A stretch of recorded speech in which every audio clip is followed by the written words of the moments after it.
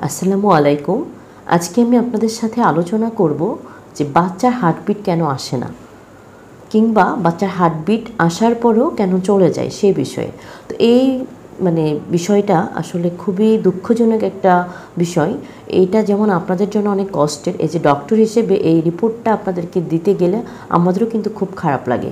তো আসুন আজকে জেনে নিই যে বাচ্চার হার্টবিটটা আসলে কেন আসে না। তো একটা মা যখন প্রেগনেন্ট হন তখন সেই মা বলেন বা তার ফ্যামিলির জন্য খুবই খুশির খবর।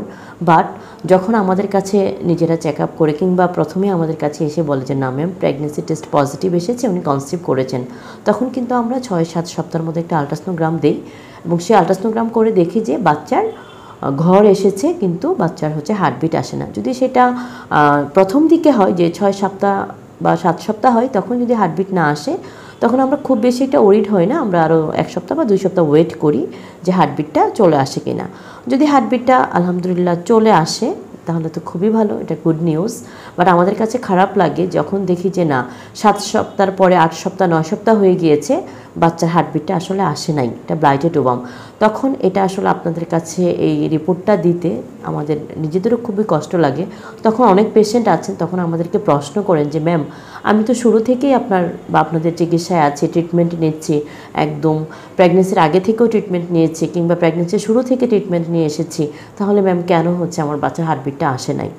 আসলে বাচ্চার হার্টবিটটা কেন আসে না সেটার অনেক কারণ থাকতে পারে। এক্ষেত্রে কিন্তু ডক্টর বা চিকিৎসার কোনো ত্রুটি আছে সেটা না, হ্যাঁ, কারণ জেনেটিক কোনো কারণ থাকে, সেই কারণে কিন্তু বাচ্চার হার্টবিটটা না আসার অনেক বড় একটা কারণ থাকতে পারে। যেমন আপনি ধরেন যে একটা বাচ্চা কনসিভ করার জন্য কি প্রয়োজন হচ্ছে মায়ের ডিম্বাণু আর বাবার থেকে আসবে শুক্রাণু। যখন এবং ওভুলেশনের পরে যখন ডিম্বাণুটা আসে এবং বাবার কাছ থেকে শুক্রাণুটা আসে, তখন এটার মিলন হয় এবং একটা ব্রণ তৈরি হয়। এই ব্রণটা যে তৈরি হয়, যদি এরকম হয় কাছ থেকে যেই ওভামটা ডিম্বাণুটা এসেছে সেটা হয়তো উইক ছিল কিংবা ছিল না, কিংবা বাবার কাছ থেকে যে শুক্রাণুটা আসতেছে সেটাও হয়তো কোয়ালিটিটা ভালো ছিল না, যার কারণে ব্রণ তৈরি হওয়ার পরে যে বাচ্চাটা আসছে, বাচ্চাটা সারভাইভ করতে পারে না, হার্টবিটটা আসে না, কিংবা হার্টবিটটা আসার পরেও হার্টবিটটা আবার চলে যায়। এটা হতে পারে একটা জেনেটিক কারণ। তাছাড়া হতে পারে যে মায়ের যে কিছু অসুস্থতার কারণ হতে পারে, যেমন মায়ের যদি তার ডায়াবেটিস থাকে আগে থেকে, সে হয়তো সেটা জানতো না বা কন্ট্রোলে ছিল না, যার কারণে কিন্তু এরকম হার্টবিটটা নাও আসতে পারে। কিংবা মায়ের যদি অনেক প্রেশার থাকে, যে প্রেশারটা মা জানতো না, সেটা আনকন্ট্রোল হয়ে আছে, বা প্রেশারটা অনেক বেশি, যেটা সে চিকিৎসা নিচ্ছে না কিংবা সে জানেই না, যার কারণে কিন্তু হার্টবিটটা অ্যাবসেন্ট হতে পারে। কিংবা এমনও হতে পারে যে কারো থাইরয়েডের সমস্যা ছিল, যে থাইরয়েড একটা হরমোন আছে, সেই হরমোনটা মা জানে না, কিন্তু তার সে হরমোন লেভেলটা অনেক বেড়ে আছে, সেটা ট্রিটমেন্ট করা হয় না, সেটার কারণেও কিন্তু হার্টবিটটা না আসতে পারে, কিংবা আসলেও কিন্তু অ্যাবসেন্ট হয়ে যেতে পারে। ঠিক বাবারও যদি এরকম হয় যে তার অনেক বেশি ডায়াবেটিস ছিল এবং ডায়াবেটিসটা তার কন্ট্রোলে ছিল না, সেই কারণেও কিন্তু আপনার হার্টবিটটা অ্যাবসেন্ট হতে পারে। তো অনেকগুলো কারণ আসলে আমি বললাম। তো সেজন্য আমি বলি যে আসলে বাচ্চার হার্টবিটটা আসার জন্য আসলে অনেক কারণ, জেনেটিক একটা কারণ থাকতে পারে, বা কিছু ডিজিজ কন্ডিশন যেগুলো আমি এতক্ষণ আলোচনা করলাম সেগুলো হতে পারে।